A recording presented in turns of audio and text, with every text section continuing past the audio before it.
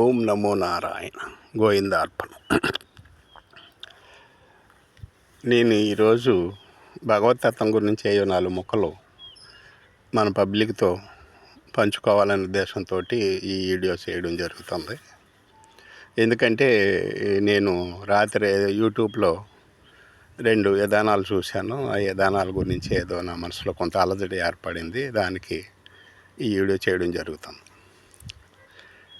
ఒక ఆయన అంటాడు, దేవుడు ఉన్నాడా, ఉంటే ఎలాగుంటాడు, ఎక్కడ ఉంటాడు, ఆయన ఒకసారి చూపించండి చూస్తానంటాడు. మంచిదే, ఆయనకి దేవుడిని మనం చూపించలేము, ఆయన చూడలేడు. ఈ 2 జరిగే కావు. కానీ మనను పెళ్లి చేసినట్టు ఉంది. ఆ పెళ్లి కొడుకుని పెళ్లి కూతురిని ఇది చేసావు. ఆ పెళ్లి కొడుక్కి ఎప్పుడు పిల్లలు పడతారు, ఎలా పడతారు, ఎలాంటి వాళ్ళు పడతారు ఏంటి అనేది నువ్వు చెప్పి చూద్దాం. ముందు ఆడపిల్ల పడుతుందో మగ పిల్లడు పడతాడో, లేకపోతే ఏంటి, ఆయన ఎన్ని సంవత్సరాల పిల్లలకి అంటాడు, నెలల్లోకి అంటాడా సంవత్సరాల్లోకి అంటాడు అనేది ఏదైనా ఒకసారి నువ్వు చెప్పి చూద్దాం మనం. ఎందుకంటే పెళ్లి పెద్దలు కానీ మీరు కానీ మేధావులు కానీ ఎవరైనా సరే పెళ్లి కొడుకుని చూశారుగా, మరి ఇప్పుడు చెప్పియండి ఆయన ఎప్పుడు పిల్లలకి అంటాడు ఒకసారి చూద్దాం. మన మధ్యలో ఉన్న మనిషి గురించే చెప్పలేంది, సృష్టి ధర్మంలో ఉన్న భగవంతుడి గురించి ఎవరు చెప్పేస్తారని ఏంటి ఎత్తాండవాదన ఈ మాటలు, ఈ తీరి, ఈ పద్ధతి. దయచేసి మీరు వీడియోలు చేసుకోవాలంటే ఏరే చేసుకోండి, కానీ అలాంటి విమర్శలు వద్దు దయచేసి. అలాగే మన గురువులు ఉన్నారు, కృష్ణుడు రాముడు క్షత్రియులు కాబట్టి వాళ్ళు ఏదైనా తింటే తినుంటారు. వాళ్ళు ఈస్ట్ తిన్నారో లేదో మనం చూసాము, అవన్నీ మనకెందుకు, అది ఇదని లేదు, అది ఒక సంభాషణ. ఇవన్నీ అవసరం లేని విషయాల మీదే ఈ మధ్య ఎక్కువ సంభాషణ జరుగుతుంది. దీని గురించి కాదు, కానీ ముఖ్యంగా నేను మాట్లాడవలసింది ఆ బ్రహ్మకుమారి సమాజం వాళ్ళ విధానం ఏంటి అనేది అర్థం కాక ఇప్పుడు ఈ వీడియో అనేది నేను చేయడం జరుగుతుంది.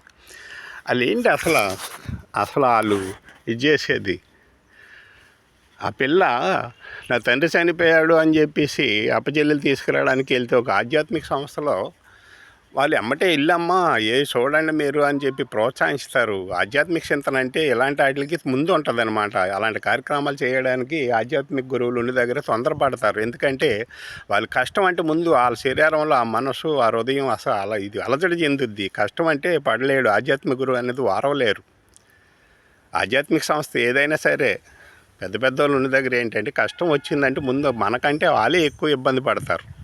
అది పోను నా చెల్లెలు పంపమని ఆమె అంతే ప్రాధాయపడుతుంటే అన్ని గంటల సేపు ఆమెను అక్కడ లోపల కూర్చోబెట్టి ఇబ్బంది పెట్టి పంపుదామా లేదా అని చెప్పేసి ఆ పిల్ల మీద నా పక్కన కూర్చోబెట్టేసి ఆమెకి ఏం డైవర్ట్ చేశారో. ఆమెమో అసలు ఏ జీవకాలు లేదు. ఆధ్యాత్మిక సంస్థల్లో పనిచేసే పిల్లలు జీవకాలు ఉండాలి.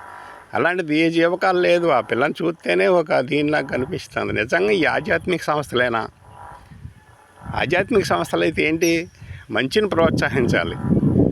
మంచిని ప్రోత్సహించడం అంటే ఏంటి, ఇలాంటి వాటికి ఏంటంటే తట్టుకోలేదు మన మనస్తత్వం. ఎమ్మటే వెళ్ళమ్మా నువ్వు వెళ్ళి నీ తండ్రికి అవన్నీ చూసుకొని చెప్పేసి చెప్పవలసింది పోయి నిర్బంధకాండలాగా లోపల ఏదో జైల్లో పెట్టినట్టు భయపడుతూ తీసుకురావడం ఏంటి అసలు ఆధ్యాత్మిక ప్లేసుల్లో.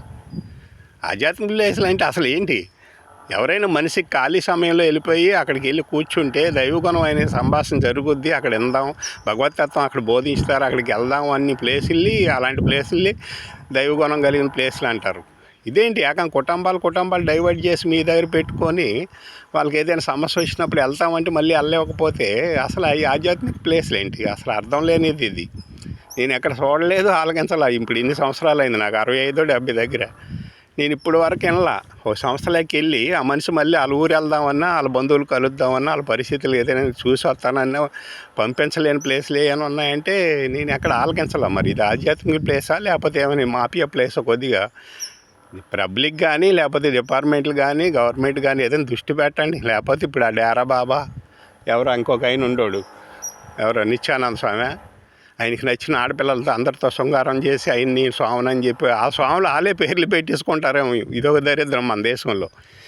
ఏదో వచ్చినా సరే ఆడు ఏం చేసినా సరే ఎవరు పట్టించుకోరు. అప్పటికి ఆడేదో పెద్ద కొల్లగొట్టేస్తాడు కోట్లు, ఇంక జెండా ఎత్తేస్తారు.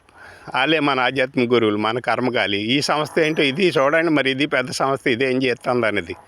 సర్వజన సుఖనో భవంతు.